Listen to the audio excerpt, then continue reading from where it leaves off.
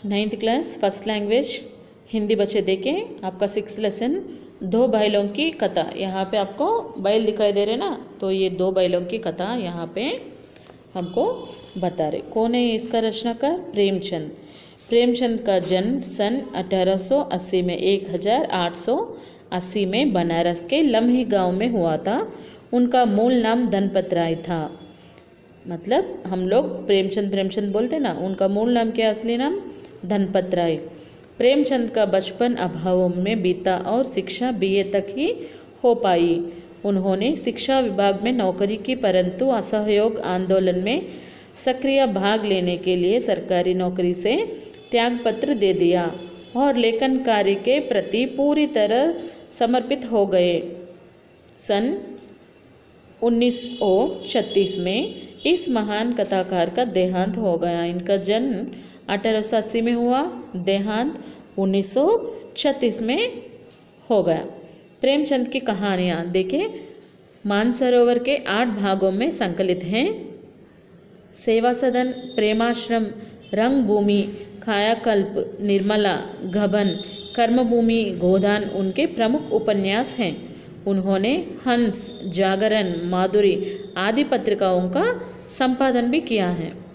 कथा साहित्य के अतिरिक्त प्रेमचंद ने निबंध एवं अन्य प्रकार का गद्य लेखन भी प्रचुर मात्रा में किया।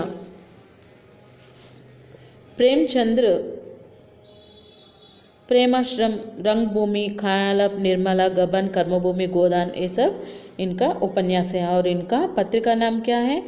हंस, जागरण, माधुरी, ये इन पत्रिकाओं का संपादन भी किया है। प्रेमचंद साहित्य को सामाजिक परिवर्तन का सशक्त माध्यम मानते हैं। उन्होंने जिस गांव और शहर के परिवेशता को साहित्य के सामाजिक परिवर्तन का सशक्त माध्यम मानते थे, उन्होंने जिस गांव और शहर के परिवेशता हो गए उसकी अभिव्यक्ति उनके कथा साहित्य में मिलती है। किसानों और मजदूरों की दयनीयता स्थिति, दलितों का शोषण, समाज में स्त्री की दुर्दशा और स्वाधीनता आंदोलन आदि उनकी रचनाओं का मूल विषय है। तो इनका रचनाओं में मूल विषय क्या रहता? दलितों के लिए, महिलाओं के लिए और सामाजिक अंशों के बारे में इनका रचना ज़्यादातर है। प्रेमचंद्र के कथा साहित्य का संसर बहुत व्यापक है। उसमें मनुष्य ही नहीं पशु पक्षियों को भी अद्भुत आत्मीयता मिली है। बड़ी से बड़ी बात को सरल भाषा में सीधे और संक्षेप में कहना प्रेमचंद के लेखन की प्रमुख विशेषता है। उनकी भाषा सरल, सजीव व मुहावदार है। तथा उन्होंने अरबी, फारसी और अंग्रेजी के प्रचलित शब्द का प्रयोग कुशलतापूर्वक किया है। देखिए यहाँ पे प्रेमचंद के बारे में बताया गया है, उनका जन्म, देहांत और उनकी रचनाएं और उनके पत्रिकाओं के बारे में और उनका रचनाओं में जो कुछ भी हम पाते हैं, क्या है उनका रचना में ज़्यादातर समाज के बारे में, समाज के हित के बारे में रहता ना, तो वो सब हम लोग यहाँ पे पढ़ चुके हैं। भूमिका देखिए, दो बैलों की कथा के माध्यम से प्रेमचंद ने कृषक, समाज और पशुओं के भावात्मक संबंध का वर्णन किया है। इस कहानी में उन्होंने यह भी बताया है कि स्वतंत्रता सहज में नहीं मिलती, उसके लिए बार बार संघर्ष करना पड़ता है। इस प्रकार परोक्ष रूप से यह कहानी आज़ादी के आंदोलन की भावना से जुड़ी है। इसके साथ ही हम इस कहानी में प्रेमचंद्र के पंचतंत्र और हितोपदेश की कथा परंपरा का उपयोग और विकास किया है। तो देखिए अभी ये कथा के अंदर जाएंगे हम, दो बैलों की कथा। देखिए लेसन में जाएंगे। जानवरों में गधा सबसे ज़्यादा बुद्धिहीन समझा जाता है। हम सब किसी आदमी को परले दर्जा का बेवकूफ़ कहना चाहते हैं तो उसे गधा कहते हैं। गधा चुपचाप बेवकूफ़ है या उसमें सीधेपन उसकी निरापद सहिष्णुता से उसे यह पदवी दे दी है, इसका निश्चय नहीं किया जा सकते हैं। देखिए अभी हम लोग को किसी के ऊपर गुस्सा आए तो पहले हम क्या कहते हैं? गधा का ही प्रयोग करते हैं ना, गधे हो बोल के। तो गधा सचमुच बेवकूफ़ है या फिर हम लोग ही उसको बेवकूफ़ कहा जा रहा है, इसका निश्चय नहीं किया जा सकते हैं। गायें सींग मारती हैं, ब्याही हुई गाय तो अनायास ही सिंहानी का रूप धारण कर लेती हैं। कुत्ता भी बहुत गरीब जानवर है, लेकिन कभी कभी उसे भी क्रोध आ जाती हैं, किंतु गधे को कभी क्रोध करते नहीं सुना न देखा। देखिए यहाँ पे हम गाय को अगर गुस्सा आ गया तो वो सींग से मारते बोल के हम लोग सुना है, और कुत्ता भी भौंकता, क्रोध आए तो भौंकता काटता बोल के सुना है। पर कभी भी गधा को क्रोध आए गए वक्त ऐसे रहता गधा बोल के हम लोग कभी नहीं सुना। जितना चाहो गरीब को मारो, चाहे जितना चाहो गरीब को मारो। यहाँ गरीब कौन है? गधा। कितना भी मारो, चाहे जैसी खराब सड़ी हुई घास सामने डाल दो, उसके चेहरे पर कभी असंतोष की छाया भी न दिखाई देगी। वैशाख में चाहे एकाध बार कुलेल कर लेते हैं, पर हमने तो उसे कभी खुश होते नहीं देखा। उसके चेहरे पर एक स्याती विषाद शाही रूप से छाया रहते हैं। सुख दुख हानि लाभ किसी भी दशा में उसे बदलते नहीं देखा। देखिए हम लोग भी कभी कभी गुस्सा आता, हम लोग कभी कभी शांत होते, पर कभी भी गधे के चेहरे में न कुछ देखा न शांत देखा, कभी क्रोध आना भी नहीं देखा। ऋषियों मुनियों के जितने गुण हैं वे सभी इसमें पराकाष्ठ को पहुंच गए हैं। ऋषि मुनि देखिए उन लोग को क्रोध नहीं रहता, संतोष नहीं, सुख नहीं रहता, दुख नहीं रहता, जैसे भी हो उन लोग जी लेते हैं ना, तो उससे भी और ज़्यादा पराकाष्ठ में पहुंच गया किसका? गधा। पर आदमी उसे बेवकूफ़ कहते हैं, फिर भी आदमी बेवकूफ़ कहते हैं किस लिए? सद्गुणों का इतना अनादर कहीं नहीं देखा। इतना सारे सद्गुण है इसमें, मतलब गुस्सा नहीं आता, कभी भी शांत से रहता, जो भी डालो वो खा लेती, हम कितना भी मारो उसको सहन लेती। मतलब ऋषियों के गुण भी पूरा है, फिर भी हम क्यों इनको ऐसे अनादर करते ही पता नहीं। कदाचित सीधापन संसार के लिए उपयुक्त नहीं है, क्योंकि सीधा रहना संसार में उपयुक्त नहीं है। देखे ना भारतवासियों को अफ्रीका में क्या दुर्दशा हो रही है, क्यों अमेरिका में उन्हें घुसने नहीं दिया जाता? बेचारे शराब नहीं पीते, 4 पैसे कुछ समय के लिए बचा कर रखते हैं, जी तोड़कर काम करते हैं, किसी से लड़ाई झगड़ा नहीं करते हैं, 4 बातों सुनकर गम खा जाते हैं, फिर भी बदनाम हैं।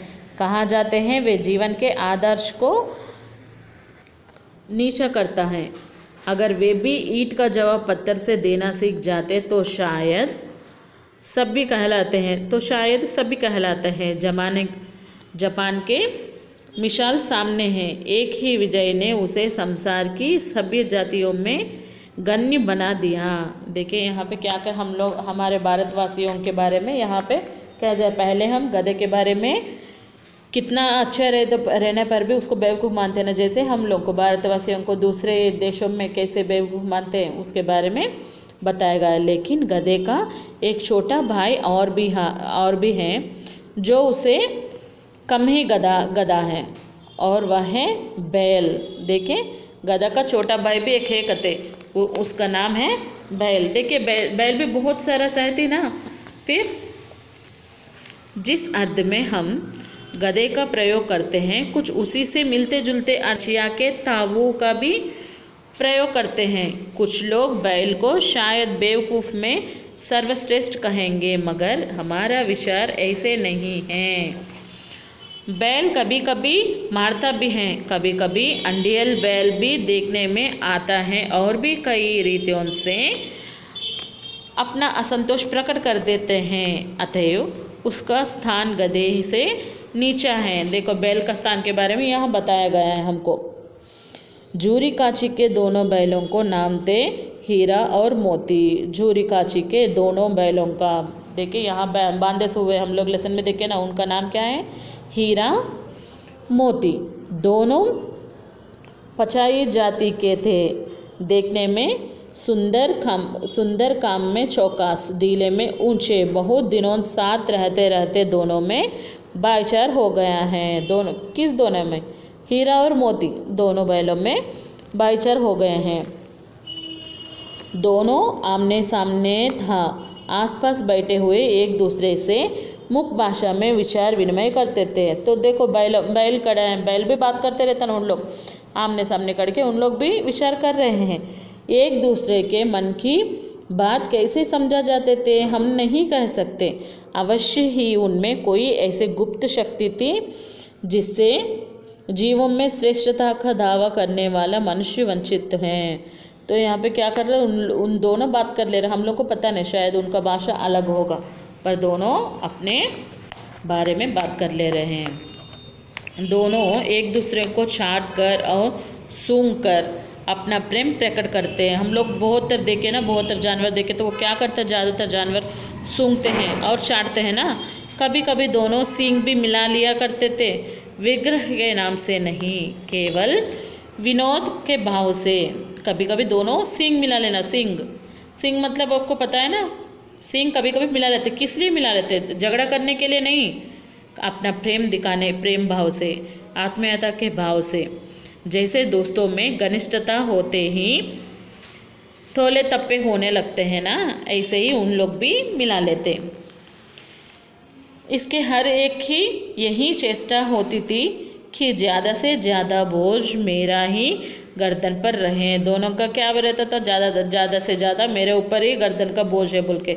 दिन भर के बाद दोपहर या संध्या को दोनों खुलते तो एक दूसरे को चाट कर अपनी थकान मिटा लिया करते थे। तो क्या है, सुबह से हम लोग बैलों को बांध कर लगते, कभी कभी शाम में या दोपहर में उन लोगों को खोल दिया जाता, तो दोनों चाट कर अपने भावों को प्रकट कर लेते हैं। नांद में खाली भूसा पड़ जाने के बाद दोनों साथ उड़ते, साथ नांद में मुंह डालते और साथ ही बैठते थे। एक मुंह हटा लेता तो दूसरा भी हटा लेते हैं। तो देखो, खाना खाने वक्त दोनों एक ही बार खाना खाते हैं। अगर नांद में मुंह डालते तो दोनों एक ही बार मुंह डाल, अगर एक निकाल दिया तो दूसरा भी निकाल देता, मतलब इतना मिलजुल कर रहते थे दोनों।